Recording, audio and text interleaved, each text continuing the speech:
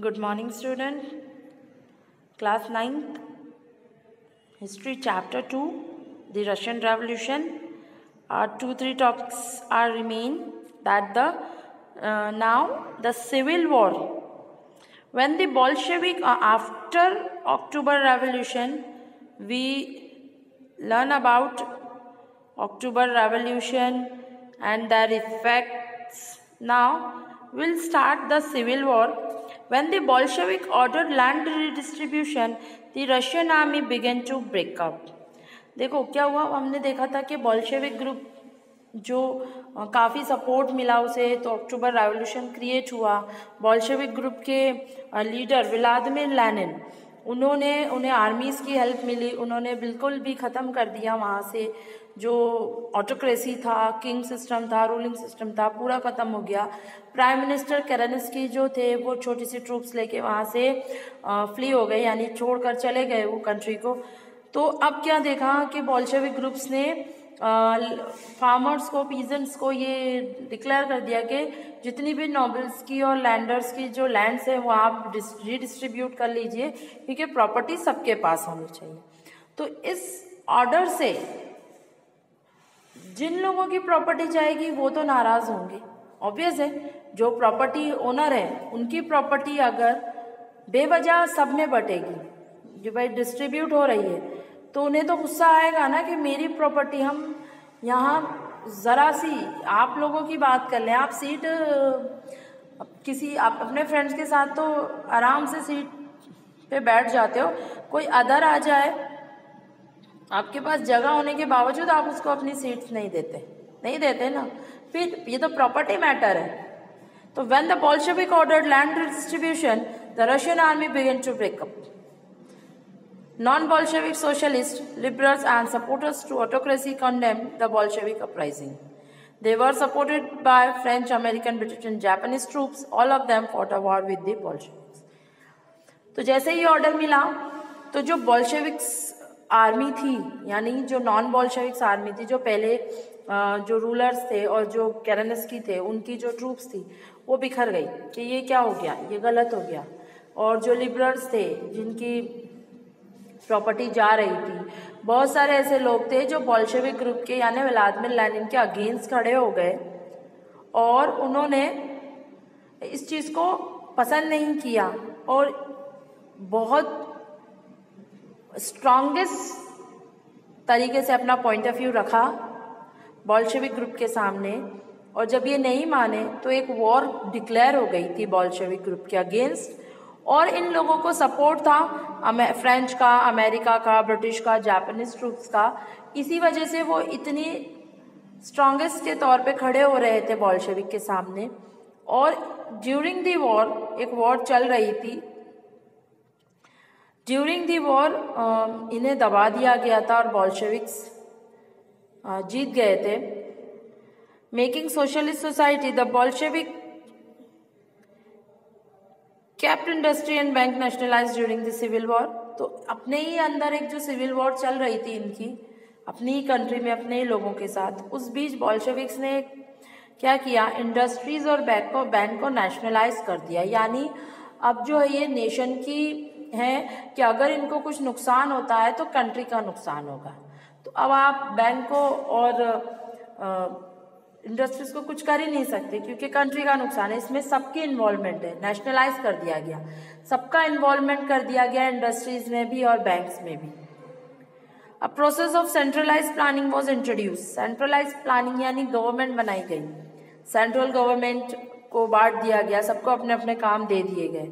Rapid construction and industrialisation started.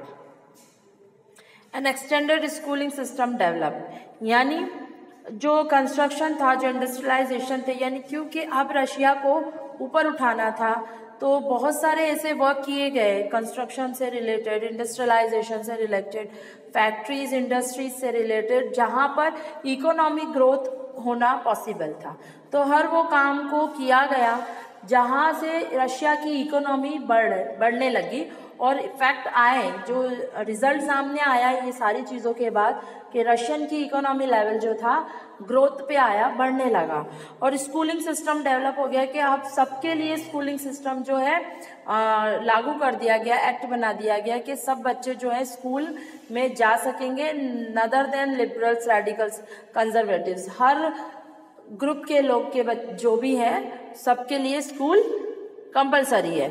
Stalin and collective farming, लेकिन क्या देखा गया कि फार्मिंग सिस्टम में कि एग्रीकल्चर रॉ मटेरियल यहीं से ही आता है, इंडस्ट्रीज का रॉ मटेरियल हमें एग्रीकल्चर सेक्टर से ही मिलता है, तो क्यों ना एग्रीकल्चर को इम्प्रूवमेंट करेंगे तो इंडस्ट्रियलाइजेशन भी खुद ब खुद इम्प्रूवमेंट होगा।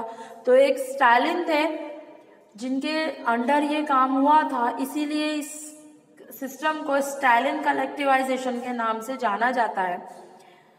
तो स्टालिन ने क्या किया था, Stalin believe that rich peasants and traders stock supply to create a shortage of grain. जो बड़े बड़े फार्मर्स हैं वो क्या करते हैं, और जो रिच पीजेंट्स हैं वो क्या करते हैं, वो स्टॉक कर लेते हैं, फिर बाद में क्या होता है, शॉर्टेज हो जाती है ग्रेन की, और जब शॉर्टेज हो जाती है तब ये अपने स्टॉक को बहुत महंगे दामों में बेचते हैं, जो कंट्री के लिए अच्छा नहीं है, ना वहाँ की सिटीजन्स के लिए अच्छा है। तो hence collectivisation was the need of the hour. This system would also be help modernize farm. Those farmers who resisted collectivization were punished, deported or exiled. जो लोग इस कलेक्टिवाइजेशन सिस्टम को नहीं मानते थे उन्हें पनिशमेंट दी जाती थी। अब ये कलेक्टिवाइजेशन सिस्टम है क्या, ये सिस्टम बहुत सिंपल है समझना कि ये फार्मिंग है, ये फार्म है, एग्रीकल्चर लैंड है, इस तरह से सेपरेट सेपरेट है, सेपरेट है, सेपरेट है, यहाँ पर है, ऐसे ऐसे सबकी अलग अलग फार्मिंग सिस्टम है, ठीक है। तो इन सबको कलेक्ट कर दिया, इसीलिए इसका नाम ही कलेक्टिवाइजेशन, यानी इन सारे फार्मिंग सेक्टर को, इनको इधर इधर अलग अलग सबके फार्मिंग होते हैं ना, एग्रीकल्चर लैंड सबकी एक दूसरे से टच होती है लेकिन अलग अलग बाउंड्रीज होती है। तो क्या किया गया, इन सबको जोड़ दिया गया, यानी वो जितने थे अब जो है वो सारे एग्रीकल्चर लैंड को एक बना दिया गया। अब उनमें इन चीज़ों को जो ये डिवाइडेशन था, इनको ये डिवाइडेशन ना करते हुए ये एग्रीकल्चर, इस एग्रीकल्चर की जो लैंड थी उसे कंप्लीट एक में जोड़ दिया गया। अब आप जितने भी लोग हैं, जितने की भी यहाँ पे ये एग्रीकल्चर लैंड है, आप सब जो है मिलकर अब इस पूरे लैंड पे फार्मिंग करोगे, और इससे मिलने वाला जो प्रॉफिट है वो आप सब में इक्वल डिवाइड होगा। अब जब इतने सारे मिलकर करेंगे तो स्टॉक करना, महंगे दामों में बेचना ये पॉसिबल ही नहीं है। और इसमें एक और प्रॉफिट ये था कि जिसकी लैंड छोटी थी, जिसकी बड़ी लैंड थी, है ना, इन सबको जब मर्ज कर दिया गया तो इसके जो ग्रेन है, इसका जो क्रॉपिंग है और इसकी क्रॉपिंग है, दोनों के प्रॉफिट बहुत फर्क है। इसका अगर 10 रुपये प्रॉफिट आ रहा तो इसका 50 आएगा, क्योंकि एग्रीकल्चर लैंड में ही आपको देखने को मिल रहा है छोटा और बड़ा क्वांटिटी में। तो यहाँ पे ये हो गया कि सब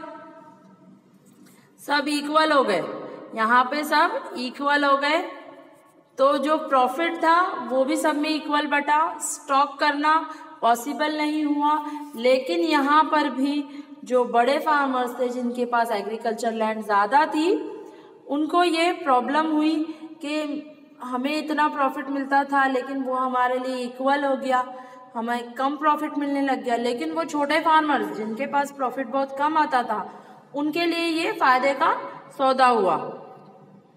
global influence by the 1950 it was recognized in the country and outside that everything was not in keeping with the ideals of Russian Revolution। देखो 1950s के आते आते कंट्री के आउटसाइड पे हर जगह रशियन रेवोल्यूशन के आइडियल्स को अच्छी तौर पे नहीं लिया गया। Its industries and agriculture had developed and were being fed. The essential freedom to its citizen was being denied.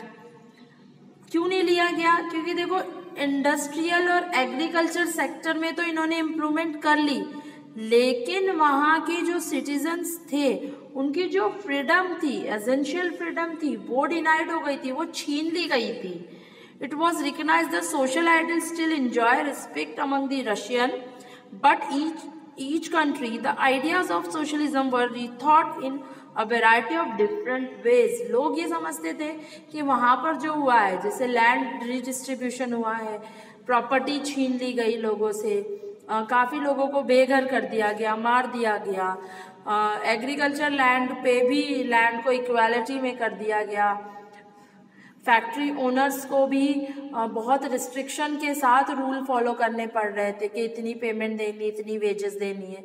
तो बहुत सारी ऐसी चीज़ें थी जहाँ पर जो सिर्फ कॉमन पीपल को देखते हुए जो हायर पीपल थे उनका ध्यान नहीं रखा गया. क्यों? वो भी सिटीजन्स थे वहाँ के, उनको भी उनकी प्रॉपर्टी उन्हीं की है, उनके बिना मर्जी उनकी प्रॉपर्टी को छीन लेना, कैप्चर करके फिर रिडिस्ट्रीब्यूट कर देना, ये कहीं ना कहीं पे सिटीजन्स के जो राइट्स होते हैं उनको छीनने वाली बात थी. तो रशियन रेवोल्यूशन काफ़ी कंट्रीज़ में इसके कुछ एक्ट तो बहुत अच्छे लगे, लेकिन कहीं पर ये फील किया गया कि रशियन रेवोल्यूशन में जो सिटीजन्स के राइट्स थे वो डिनाइड हुए. तो लोगों ने इस बारे में कहा कि रशियन रेवोल्यूशन को एक्सेप्ट करना कर सकते हैं, लेकिन इसके थॉट में कुछ चेंजेस करने के बाद ही. ये था हमारा चैप्टर 2 रशियन रेवोल्यूशन, जो कंप्लीट हो चुका है. अब क्वेश्चन आंसर आप ही करेंगे. एक्स्ट्रा क्वेश्चन आप लोगों के पास 1-2 दिन में पहुंच जाएंगे. Thank you.